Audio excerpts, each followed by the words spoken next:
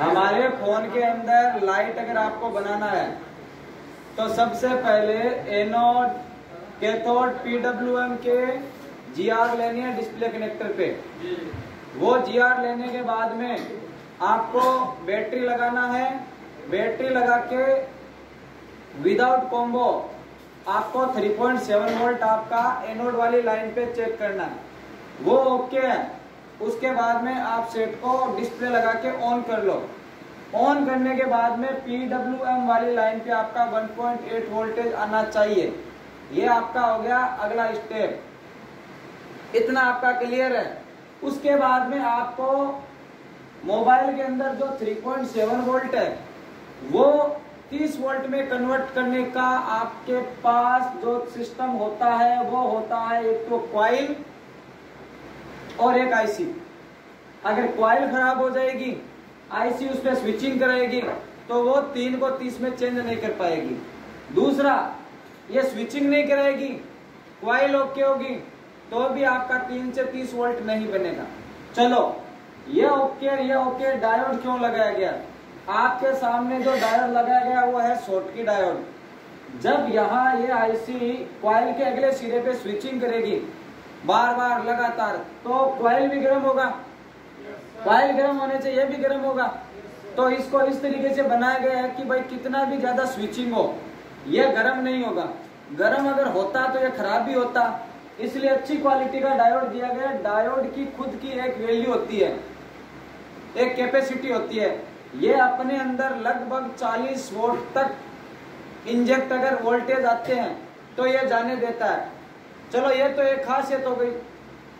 Diode अगर नहीं लगाएंगे तो भी वोल्टेज तो जाएंगे ना, एक सोचने वाली बात है। लेकिन डायोड को क्यों लगाया गया? कभी कभी क्या होता है रिवर्स के अंदर वोल्टेज आ जाता है। हमें पता है डायोड केवल प्लस से माइनस की तरफ वोल्टेज जाने देता है। गलती से अगर रिवर्स आ गया तो यह डायोड क्या है उसको रोक देता है और इससे हमारा बाकी पूरा लाइट सेक्शन खराब होने से बच जाता है। तो डायोड को हम इसलिए नहीं लगाते हैं कि भाई हमारा सर्किट है वो 30-40 वोल्ट। अब डायोड का एक जो मेन जो काम है वो ये है कि जब कॉइल पे स्विचिंग होगा ना तो एसी वोल्टेज बनेंगे आपके 30 वोल्ट। क्या बनेगा? एसी आपको चाहिए नहीं, आपको चाहिए डीसी। तो ये जो डायोड है उस एसी को डीसी में कन्वर्ट करता है। तो डायोड के दो मेन फायदा, पहला प्रोटेक्शन, दूसरा हमें चाहिए डीसी के अंदर अगर डायोड नहीं लगाएंगे तो डीसी में मिलेगा ही नहीं। डीसी में मिलेगा ही नहीं, भले वो 40 वोल्ट हो, अपनी लाइट जलेगा नहीं। तो ये आपका फंडा। अब देखो आगे लगाया है केप। हर चीज का कुछ न कुछ रीजन। ये 50 वोल्ट की कैपेसिटी रखता है। पीछे से अगर कमती ज्यादा हो गया तो ये अपने अंदर से वोल्टेज को आगे पास करके डिस्प्ले सर्किट को कंप्लीट करता है। डिस्प्ले को जितना वोल्टेज चाहिए उतना देता है। अब इसका मतलब ये हुआ अगर हमारे फोन में लाइट नहीं जलता है तो बेसिकली अगर देखा जाए तो कॉइल फॉल्टी हो सकता है, डायोड हो सकता है, ये सर डायोड होता है सर, और ये।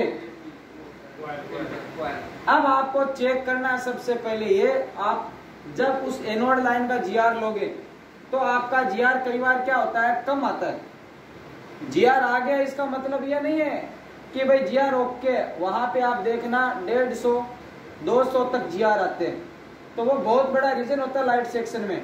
और वो जीआर कम करता आपका ये कैपेसिटर या फिर आपका ये डायोड। हाँ, एनोड पे बहुत कम जीआर आता है आपका, ध्यान रखना। आपको इस पूरे सर्किट का जीआर चेक करना है। जीआर लगभग 300-350 के आसपास आता है भाई। जीआर कम होगा तो भी आपका लाइट नहीं जलेगा। तो सबसे पहले इसीलिए बोलता हूँ जीआर को चेक करो। जीआर आपका 250, 350, 400, 500 के बीच में रहता है। अब देखो डायोड का आपका जीआर लोगे ना अलग से, तो डायोड अगर चेक करना आपको तो आप डायोड को बाहर निकाल लेना और इसका लगभग 150 से 400 के बीच में इसका खुद का जीआर आएगा। कॉइल को चेक करने का आपके पास कोई तरीका नहीं है, हेनरी मीटर होता है। दूसरा एक तरीका है 10 हेनरी होगा 10 माइक्रो हेनरी की अगर होगी ना, तो उसका अगर आप रेजिस्टेंस लोगे तो 0.06 आएगा। कितना आएगा? 0.06 ओम। ओम। और अगर आपका 5 माइक्रो हेनरी का होगा तो उसका आएगा 0.03। ये एक नॉर्मली जो मैंने चेक किया या जो हमारी टीम ने चेक किया है वो है। बाकी प्रॉपर तो यही है कि आप है वो लाइट सेक्शन से हटा के और लगा दो। एक ओम कितने एम्पी का आएगा सर? 10 माइक्रो हेनरी की अगर है तो 0.06 और 5 की है तो आपका 0.003 मतलब 0.03। अब इसके अंदर एक चीज ये है, ये कॉइल भी ओके, कॉइल आपने नहीं लगा दी, डायोड नया लगा दिया, चलो कैपेसिटर नया लगा दिया, फिर भी लाइट नहीं जल रहा है, तो आपने कहा कि भाई सब कुछ ओके है, जीआर वीआर चलो लाइट आईसी चेंज कर दो। आपने लाइट आईसी भी चेंज कर दी, अभी भी नहीं जल रहा। अब क्या करोगे हरी जी? अब क्या करोगे भाई? आपने पूरा सर्किट चेंज कर दिया, वहां पे जीआर ओके है, कहां पे? डिस्प्ले कनेक्टर पे 1.8 CABC पे भी आ रहा है, 3.7 भी उधर आ रहा है, तभी तो वहां पे 3.7 जा रहा था। आपने ओके मोबाइल का कॉइल लगा दिया, डायोड लगा दिया, कैपेसिटर लगा दिया, सब कुछ ओके लगा दिया, अभी भी नहीं है तो लाइट आईसी भी चेंज कर दी। स्विचिंग हो रहा है हमारे तो कॉइल चेंज करना सर। ये इसका देखिए एक बार PWM का। अब आपको मैं एकदम मास्टर ब्रह्मास्त्र बताता हूं आपको क्या करना है। अब आपको इस आईसी का स्कीमेटिक खोलना है। क्या खोलना है? और इनपुट आउटपुट चेक करना है। इनपुट आउटपुट, अब वो कैसे देखते हैं? स्कीमेटिक लेते हैं,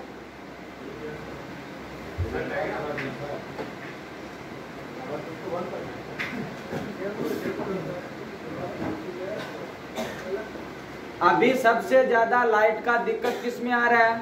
9A सेट में। 9A उसका बताता हूं आपको फिर मैं। है